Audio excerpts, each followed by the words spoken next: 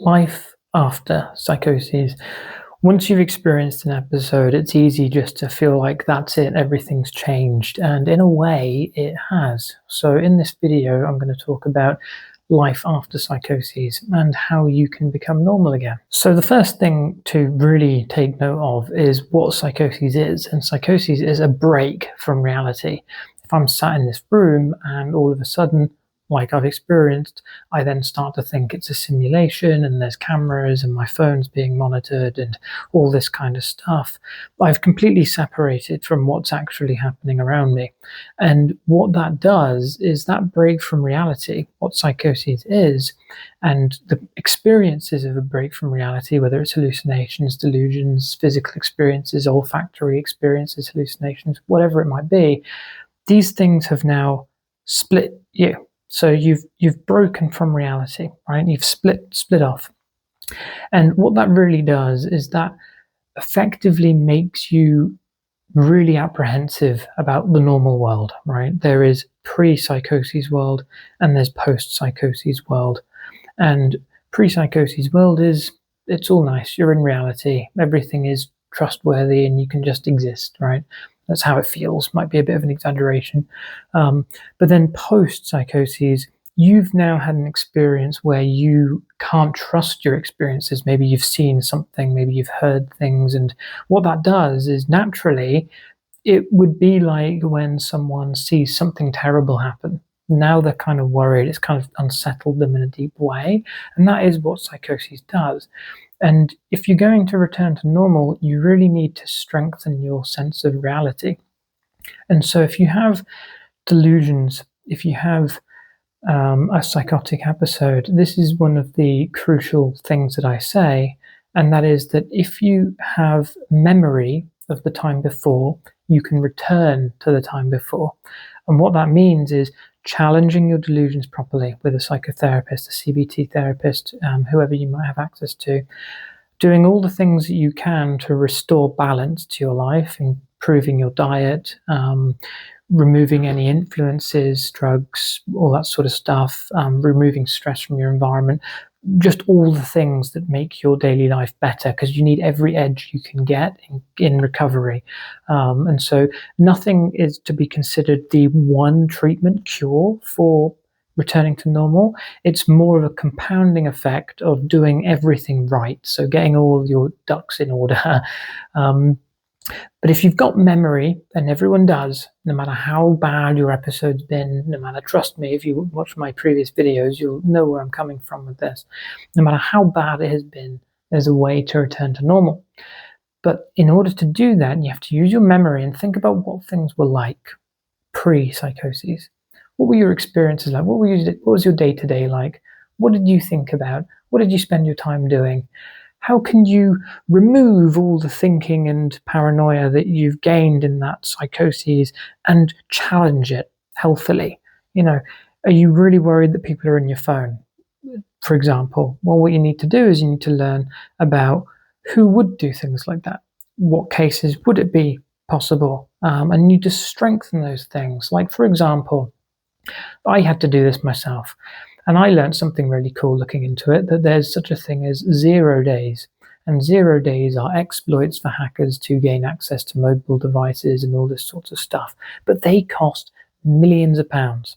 And so I needed to then think, well, no one's really going to have a 0 day for me, are they? Why would they spend $1 million? And then the thoughts that would encourage that might have been me thinking a mosaic, complex, whatever, and then bringing that down to what I was like before and how I was in childhood and remembering what I was like and how careless I was and stuff. And I'm not really that important, and thinking about times people ignored me and let me down, and grounding my identity, and then thinking, well, no one's going to spend $1 million to hack into my phone when I'm little old me, And so having memory of what it was like pre-psychoses is your pathway home. Go back to what it was all like pre-psychoses, identify the triggers. Do you have schizophrenia? Or are you just naturally predispositioned to having episodes?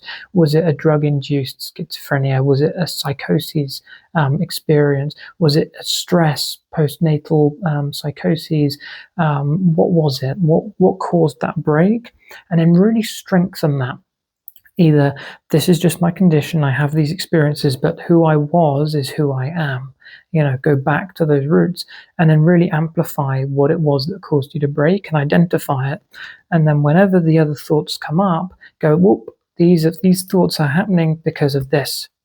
And you want to really build that muscle up. Remember, neuroplasticity is the ability for you to change your thoughts through practice. Practice creates permanence, not perfect.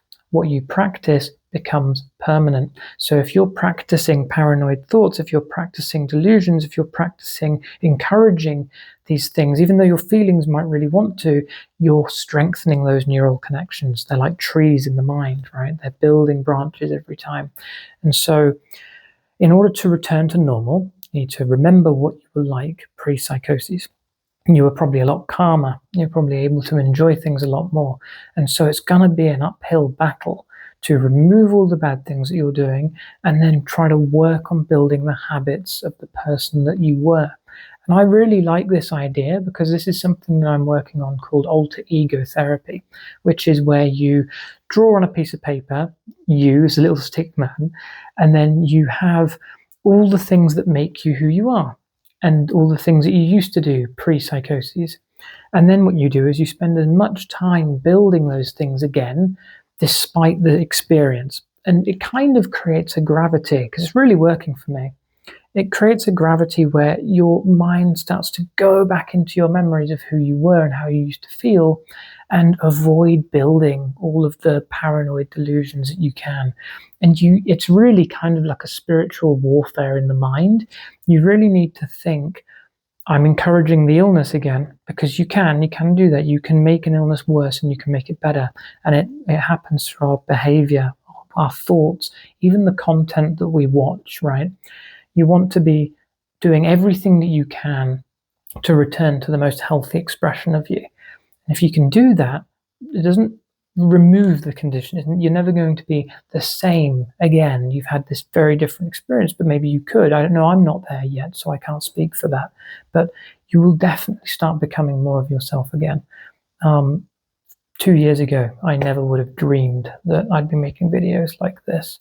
And even having a YouTube channel, it was like a big fear for me. But through returning more to my past and who I am, and using my memory to take me back, what I was like, what I felt, and live in that, it's allowing me to move past these fears that I've had. I would say as well that it's fully possible to come back to a normal baseline, whatever you need to do, whether you're getting your meds right, and then learning how to encourage thoughtful habits that bring you back to that kind of past experience, that memory of being who you were before your first break or many breaks. It does work. The brain is an insanely tough tool. It can undergo incredible amounts of damage and return to normal again.